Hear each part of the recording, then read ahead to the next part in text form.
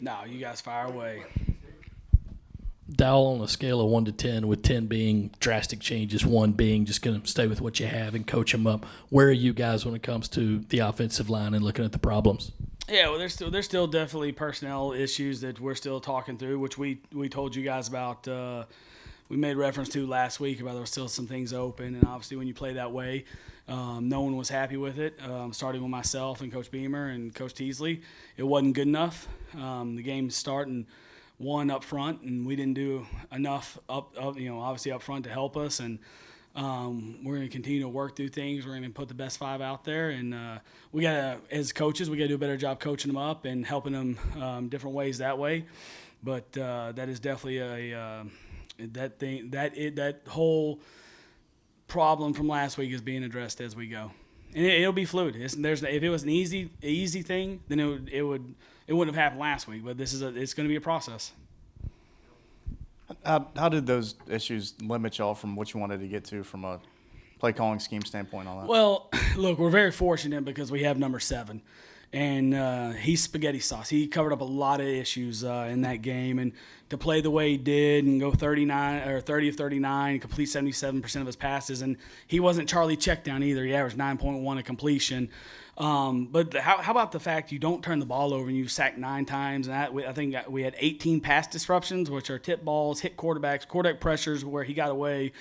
But you can't ask someone to play that way every week without help. And the way you get great quarterback plays is get the other 10 guys to do their job. So we have an eraser at quarterback that played really, really well and gutsy as any performance I've been a part of, but we got to help him. We got to help him as a coaching staff. We got to help him as an offensive unit. Obviously, when you get left-handed, and it's like, hey, it's on you, 7. Like, you're going to have to make every decision, every throw. Like, the run game has been taken away. We're not protecting the way we want to protect. And 7 and 17 stepped up and played well, and there were a lot of other guys that played well, and it definitely limited and changed the dynamics of the offense, but it is what it is, and you got to find a way to squeak those things out. We need to finish in the red area. We got down there 3 times and then put ourselves in the negative plays hurt us. And that's what happens when you don't control the line of scrimmage up front. What happens is everything goes on the quarterback and wideouts, which they're good enough to handle that. But then all of a sudden it's like there was a 1st and 10 on the 11. So one play I would say, hey, Spencer, like, throw the ball away. And scrambles to your left normally end in injury or turnovers.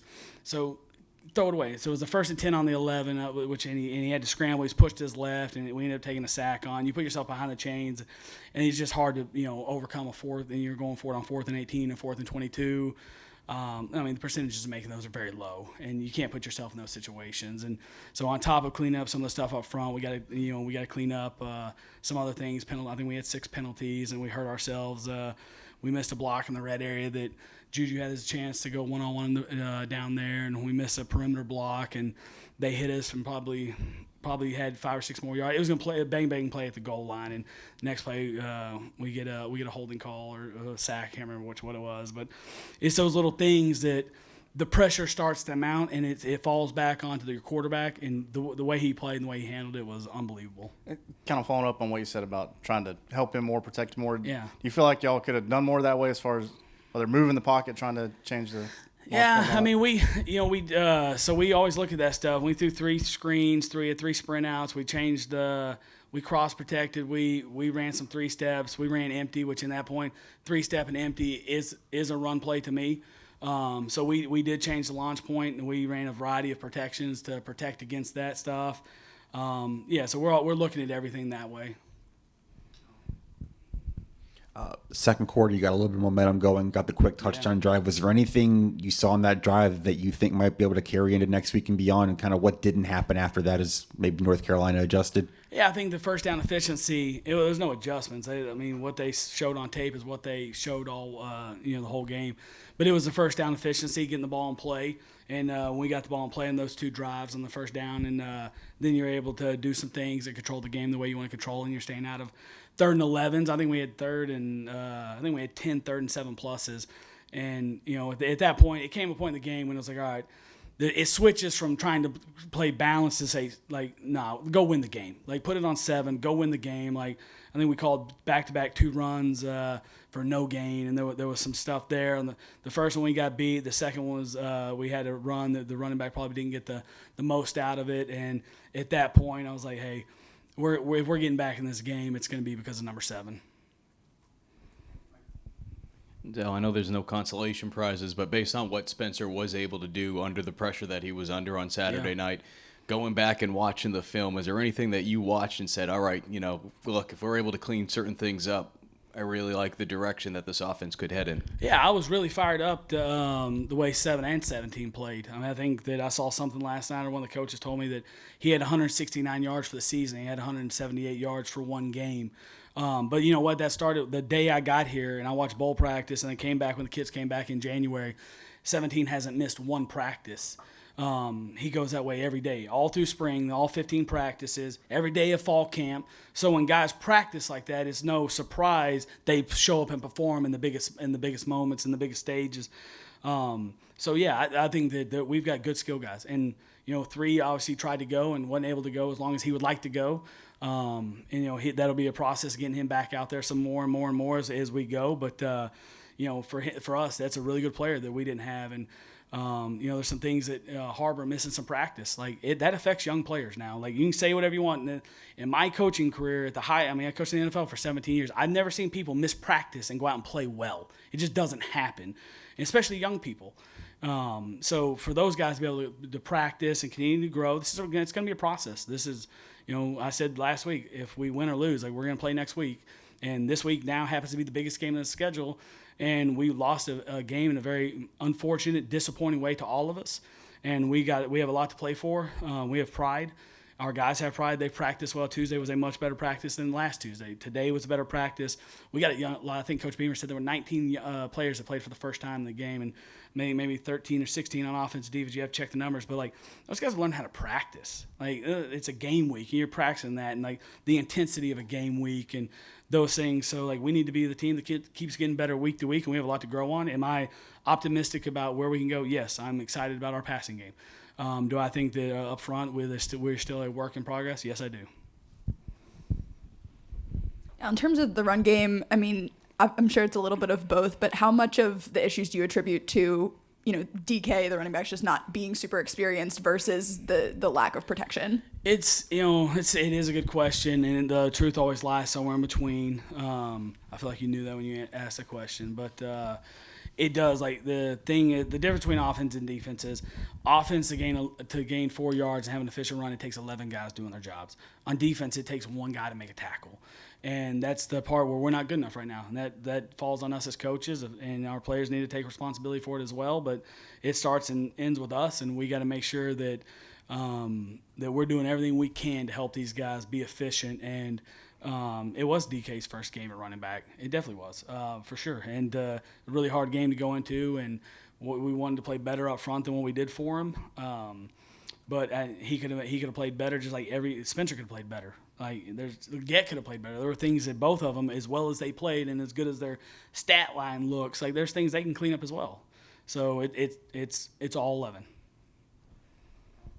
Dowell, just kind of sticking with the run game, what can you do from a coaching standpoint, whether it's run replacements, different schemes, different personnel enough to kind of get that thing more efficient? Yeah, well, I'm going to tell you right now, like there are going to be games when you say, hey, a 3-step or empty is a run play, or a screen is a run play. Like that's the way I look at it. And that in that game, I don't know how many hitches we threw or how many quick game. I do know. I know exactly how many we threw. So all of a sudden you put another 7 or 8 plays on there that are 9, and you're averaging 9.1 a 10 play. That's a pass. So then as the game went on, those 3 steps became and empties became run plays. Now, can you live that way? No. But you play each game, well, you got to do whatever you got to do to find the formula to help you to try to win, and that was the formula in that one. As coaches, you go back and you look at everything. You look at why are we not successful? Was it one-on-ones? Were our combinations? Did we lose one-on-one battles? Were our combinations not good? Did we run into the right looks? Did we run the play that we wanted to the shade? Is it better to the 3? Are we accounting for down safeties, digging out safeties by the wide receivers? Are we running enough play action pass to make sure that we're holding the backside end? Are we moving the pocket enough? Like you look at everything. And that's the process of this week, is to make sure that we're doing everything we can to make sure our players are put in a situation to be successful.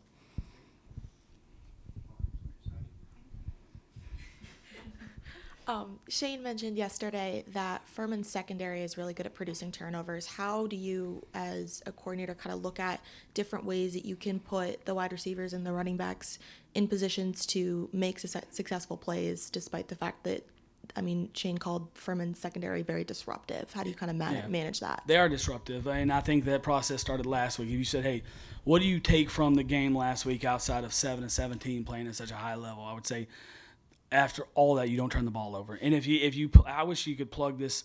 If you just plug the stat line into the and the analytics of the game, it's like, hey, you're +2 in the turnover ratio. And then you're really +3 because then you surprise onside and get the kickback. So now you're +3. I think we're 3 of 5 in the red area. And we had the two drives that we got knocked down. We had a third one down there, and like you look at it, and you're like, if you said just on ball security and those things analytically, you're probably winning the game if you just look at the stat. Your quarterback completes 77% of his passes, and that's including 3 drops and 2 throwaways, and 9.1. Like, you're probably going to win the game. And that, so now you look at it and you say, all right, the positive outside of 7 of 17 where you didn't turn the ball over. And if you don't turn the ball over, you should be in the game in every game. And so what do we do to do that every day? We started this process when I first got here. We do ball security every day. We take care of the football that way. We keep harping on Spencer about going the right place and the timing of the play with the ball. And then when things do break down, you protect the ball and you make smart decisions. And punting is okay, and ending every series with a kick is okay. And sometimes it's just the messaging and the emphasis you put on it in practice can be the biggest thing to turnovers. So we've talked a lot about players having their first games in Charlotte the other day, but you also had your first game here with South Carolina. How do you feel like it went for you personally? Is there anything you want to change about game day operations or anything like that? Anytime you lose, like, you look at everything, and it's hard to find anything out of losing. I'd rather win close and play sloppy than lose. Like, there's nothing good about losing. And I don't know how much you learn out of it. You look at everything, you go back through. And most of the time when you do lose a game, you're harder on yourself than when you win. Sometimes when you win ugly, you sweep things under the rug. So now when you lose, like, I hope that we have that same intensity whether we win or lose every week about correcting, fixing, looking for better ways. And so in the process, like, we self-scout everything, and we have after-action reports on everything as far as how's the headset work, how's the communication on game day between the coaches, how did we feel about being on the phone, being able to get to Spencer because I called the plays from the box, like the communication down to him through the phone lines and through the other position coaches that are down on the field with him. All those things matter. They're all really, really, really important in winning and losing, even though those don't show up on stat lines, but they are very important. So we lost, so I didn't perform well enough. And we'll continue to grow, but I was pleased with all the game day operation stuff, all that stuff. Hey, Dowell, I was also going to ask you about game day operation, but I had a secondary question too, is that some of the North Carolina folks thought that they may have seen some tendencies during the game, whether those were real or not. Have you guys gotten your report yet? Yeah, we have. I don't know what tendencies they have since this was my first game here. So obviously, do I think there was some stance stuff with the offensive line? Yeah. Do I think there's some things we need to clean up that way? Sure. I could also tell you that we watched the tape as well, and there were a bunch of times when they were pointing to the air saying, hey, it's a pass. It wasn't. And also I would say every time you're down 31-14, I would expect a pass as well at the time of the game. We look at that stuff hard. We have our defensive staff look at running back sets, offensive alignments. Is a guard kicking back too much? If he's pulling, is a running back's alignment? Is he straddling the tackle and he's free releasing? Is he straddling the guard and it's the inside zone? Like, we look at everything. So I don't know, obviously they feel good about it. I think I would contribute more to execution versus seeing, that I don't think I think that gets a little overblown personally, especially in a first time. Our offensive line coach is also new. I'm brand new. We had a bunch of brand new players. So, I don't know, maybe they saw something in Jackson Hughes' stance that he wasn't here last year either. So, that's, to me, we need to play better. That's what it comes down to. Like, is there stuff like that? Do we self-scout? Richard, it's Richard, right? Yes, sir. Do we look at that? We look at that very hard. We have our defensive GAs, our defensive analysts look at that as well. Hey, anything you find, and we'll do that every week. But this was a game about execution and us not playing the way or coaching the way we need to coach or play. Yeah, with the understanding that everybody can do a little bit more, was there anybody on the offensive line who graded out individually that you were pleased with? You know what? Like, here's what I was pleased with, and it's a tough question. But you know what? We cause these tough questions because we didn't perform the way we wanted to and need to. You win and lose as an offensive line playing through through one set of eyes, 5 guys playing through one set of guys. So like, you collectively, I could sit here and praise individual guys, and there were some guys that I will give them credit. They stayed in the fight and they played hard. When you watch Rashawn and Nick G, like, they're cleaning out the pocket at the end of the game. They stayed in the fight. Like, they never lost their belief or their will to win. They didn't. They played hard. That's what they're expected to do, but that's what they did. But when you play like that way, and it's not just the offensive line, like, it's the coaching staff, it's the offensive line, it's running backs, it's quarterbacks, it's wide receivers, it's tight ends, like, all of that contributes into a sack. All of that contributes into a negative run or a non-efficient run. So we win and lose as a group. I would say we all failed because that's the way it is. Like, that's if someone played in the game, we didn't do our jobs. We didn't coach well enough. We didn't play well enough, and we need a great deal of urgency to fix that now.